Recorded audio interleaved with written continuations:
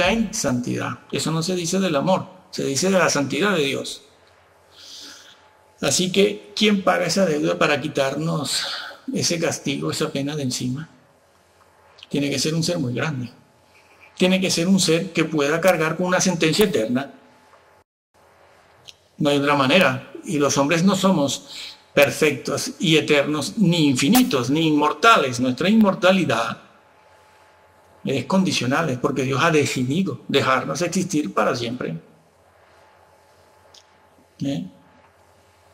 Y sobre todo, lo que hace grave esta situación es que lo que sucedió, lo que cometió, lo que hizo Adán, en lo que cayó la primera pareja humana, al quebrantar la ley, al quebrantar el mandato expreso positivo, no fue un pecado de ignorancia.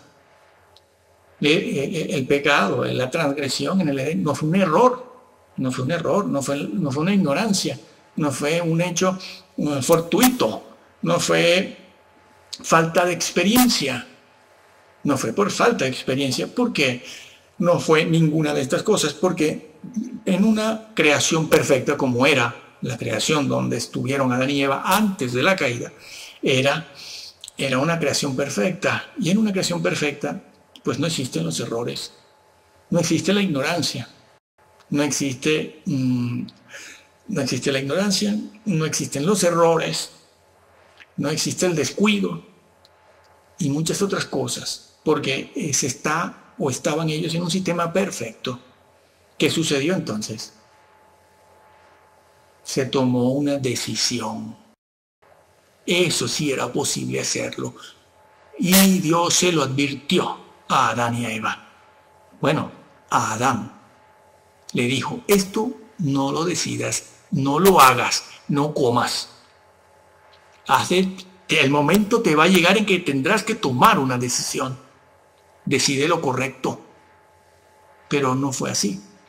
Tomó una decisión incorrecta. A plena cara de Dios, sin esconderse, de manera desafiante, lo decidió, con plena conciencia. No fue un error, ni falta de experiencia, ni una equivocación. Eso es lo que lo hizo grave. Y lo ha hecho, y es grave. A ver quién paga por esa pena eterna, esa sentencia eterna. ¿Quién va a pagar por eso? El hombre. El hombre no puede, no reunimos las condiciones necesarias. Somos caídos. ¿Cómo un ser caído puede saldar una pena eterna a un Dios santo? Un Dios que ha tenido que buscarse un mediador para poder llegar a la creación. ¿Cómo? ¿Entiendes por qué el Hijo de Dios tuvo que humanarse?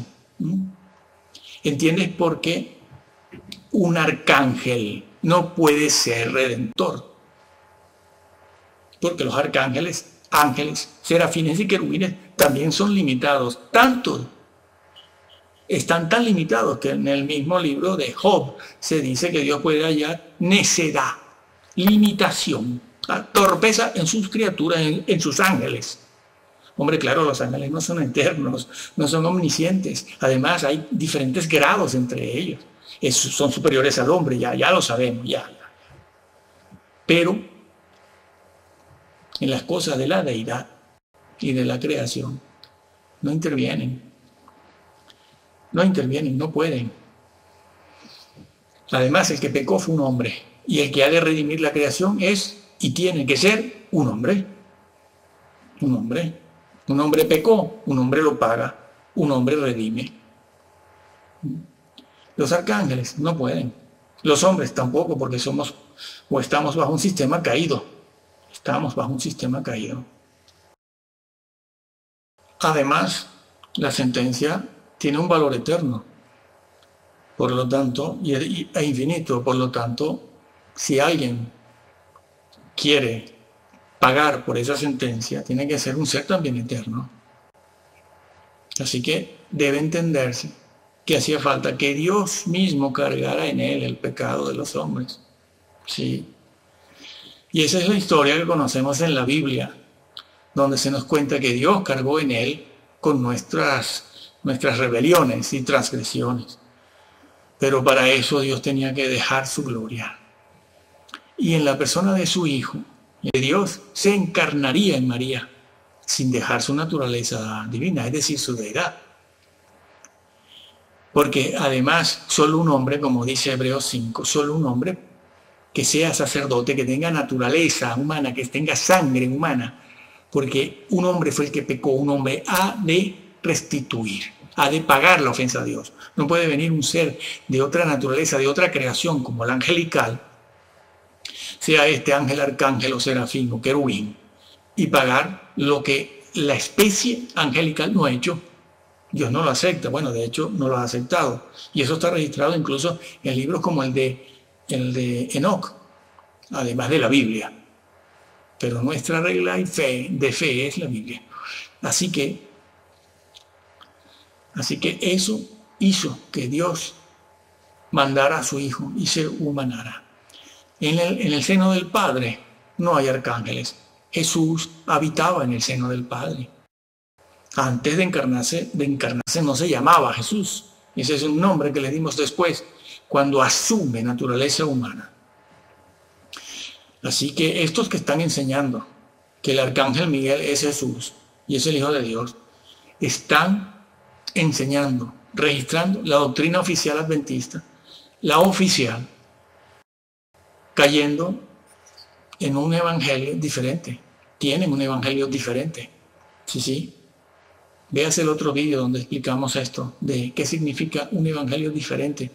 Por lo cual Dios maldice al que hace, fabrica, diseña, inventa, tergiversa y extravía el evangelio hasta hacerlo diferente. Los ángeles no podían humanarse porque no es su propiedad, no es su condición, mientras que el Hijo de Dios sí se tuvo que humanar, porque solo un ser infinito y eterno, como el Hijo de Dios, humanado, podía cargar con esa culpa.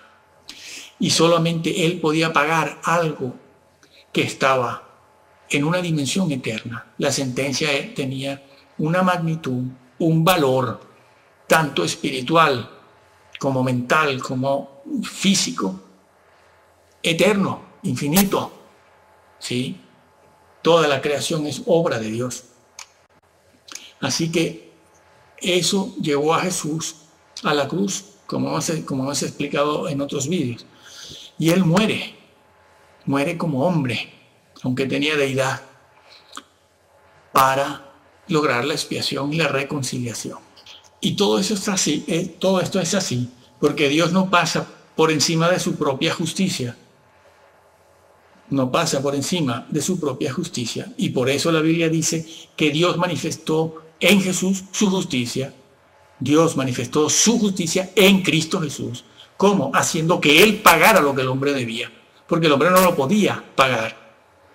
Y así restablecer la justicia de Dios, pagar por la ofensa que se había cometido. Jesús cargó con nuestra culpa y así quedaba establecida otra vez, vindicada otra vez la justicia de Dios. La justicia vengadora de Dios.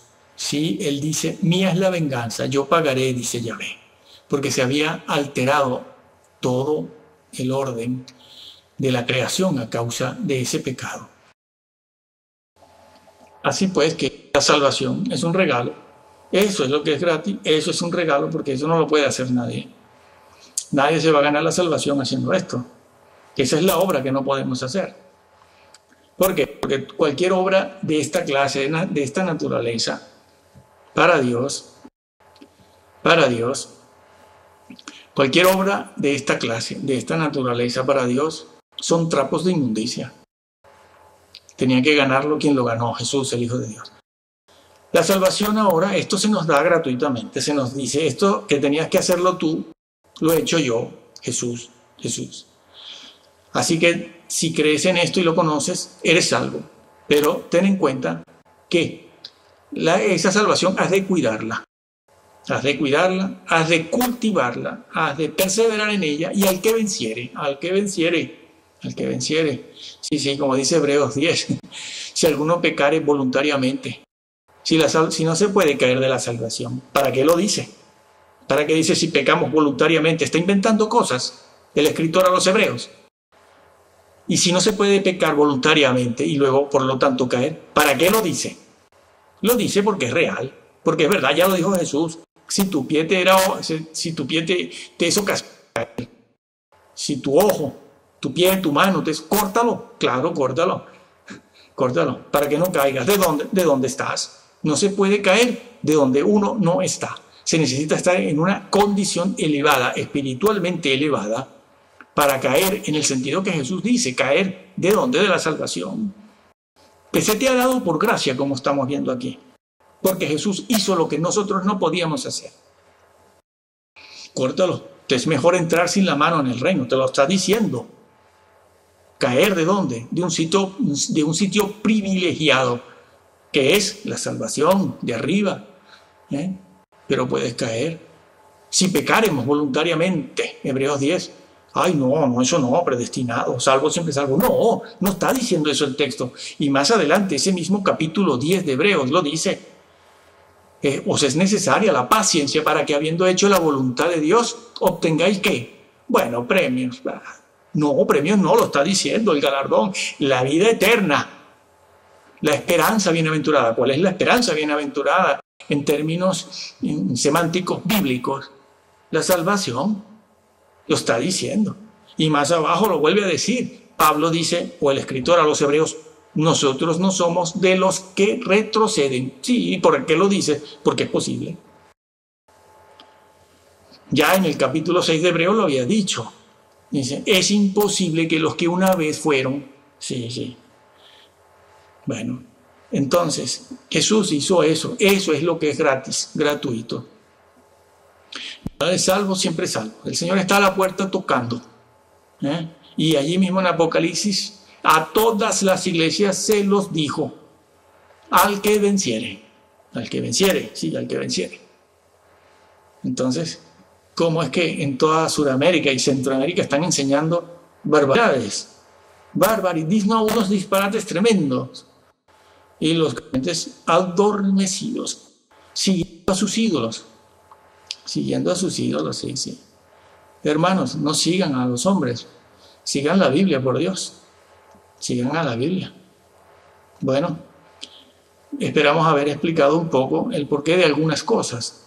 Nadie piense que es que aquí hemos agotado el tema, que hemos abarcado todos los versículos, que hemos dicho todo. No, una pincelada. Esto es cosa de años, amigo. Hay que estudiar. Seguimos diciendo lo mismo. Una cosa es llegar a los pies de Jesús. Para eso no hace falta nada. Nada. Ahora, si usted quiere saber lo que está dicho y quiere formular la doctrina y quiere descubrirla y quiere escribirla y quiere sistematizarla y saber exactamente qué dice la Biblia, entonces hay que ponerse a estudiar mucho, mucho, toda la vida. Lea la Biblia, Casiodoro de Reina o Reina Valera. Léala, créala tal y como está, no la pega y corta por aquí y por allá. Créala como está, tal cual se la va encontrando. Se equivocará menos que todos estos doctores que van enseñando disparates desde el púlpito al lado de verdades. No hay peor cosa que mezclar la verdad con el error. No hay peor cosa que esa. Que el Señor los bendiga.